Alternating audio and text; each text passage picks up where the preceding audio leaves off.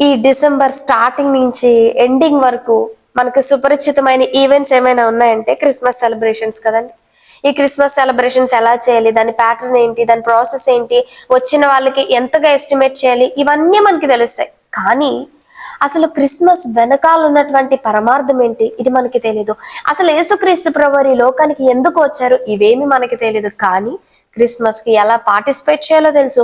Christmas సందర్భాల్లో, ఆ యొక్క సంబరాల్లో మనం ఎలా పాలిభాగస్థలం అవ్వాలో తెలుసు. ఇవన్నీ మనకు తెలుసండి. కానీ యేసుక్రీస్తు ప్రభువారు ఇక్కడికి ఎందుకు వచ్చారన్న విషయం మాత్రం మనకి తెలియదు.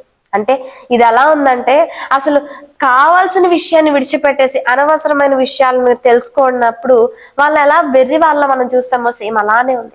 అసలైన సత్యాన్ని విడిచిపెట్టేసి మిగిలిన వాటిని పట్టుకుంటున్నారండి క్రైస్తవులందరూ. కానీ బైబిల్ తెలియజేస్తుంది ఆయన ఎందుకు ఈ భూమి మీదకి వచ్చారంటే, ఈ క్రిస్మస్ నెలలో నువ్వు గుర్తు పెట్టుకోవాల్సింది సెలబ్రేషన్స్ డేట్ కాదు.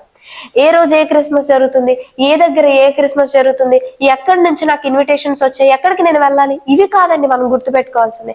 అసలు క్రీస్తు ఎందుకు వచ్చారు, ఇది నీలో నాలో గుర్తుంటే, ఇది నీకు నాకు గుర్తుంటే, ఆయన ఈ లోకానికి వచ్చినటువంటి ఆ రీజన్కి ఒక అర్థం ఉంటుంది మన జీవితాల ద్వారా. అసలు ఎందుకు వచ్చారు ఆయన చూద్దాం ఒకసారి. లూకా సువార్త 19:10 నశించిన దాన్ని బతికి రక్షించుటకు మనుష్య కుమారుడు వచ్చిన అతనితో చెప్పును. ఆయన ఎందుకు వచ్చారు అంటే, నశించిన దానిని బతికి రక్షించడానికి ఆయన లోకానికి వచ్చారట. అసలు ఏం నశించిందో తెలుసా?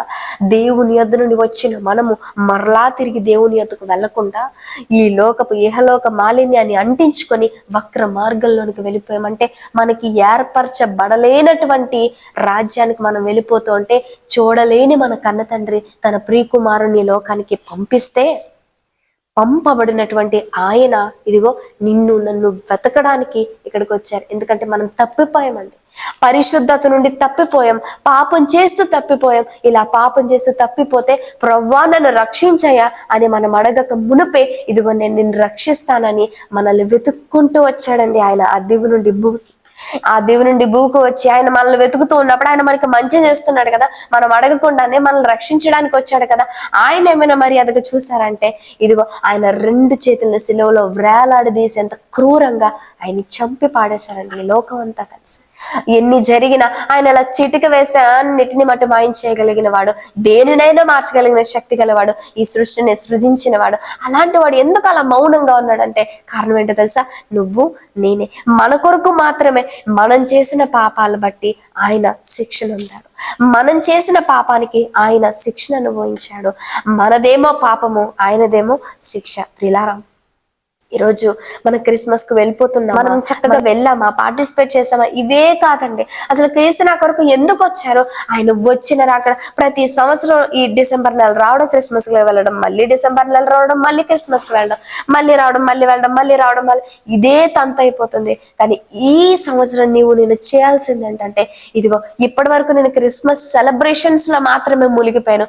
కానీ ఈ సంవత్సరం నేను నిజమైన క్రిస్మస్ చేయాలి. నిజమైన క్రిస్మస్ ఎలా స్టార్ట్ అవుతుందంటే, ఆయన నీ కొరకు ఈ లోకానికి వచ్చాడుగా, నీ కొరకు వచ్చిన ఆయన కొరకు నీవు జీవిస్తే అది నిజమైన క్రిస్మస్. అంతేగాని ఎవరో క్రిస్మస్ సెలబ్రేట్ చేసేస్తుంటే ఏదో వెళ్దాంలే అన్నట్టుగా నువ్వు వెళ్ళిపోతే అది కాదండి క్రిస్మస్ అంటే.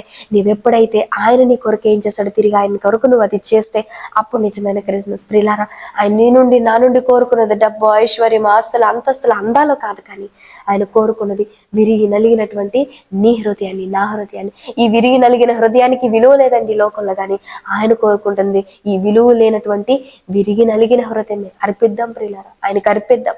ఈ హృదయంలో ఆయన్నే ప్రతిష్ఠిద్దాం. కనీసం ఈ సంవత్సరమైనా మన తీరును మార్చుకుందాం. క్రిస్మస్ కి అన్ని చేయడం కాదు, కానీ ముందు మన జీవితాన్ని చక్కబరుచుకుందాం. ప్రభుకి ఇష్టలుగా జీవితం అలా జీవించాలని ఆశపడుతున్నాను. నశించిపోయిన మనల్ని ఆయనే తనకు తానే వెతుక్కుంటూ వచ్చాడంటే ఎంత ప్రేమ అండి. ఆ ప్రేమకు ఖైదీలైపోయి మరణితం, ఆయన ప్రేమకై జీవితం. ఆమేన్.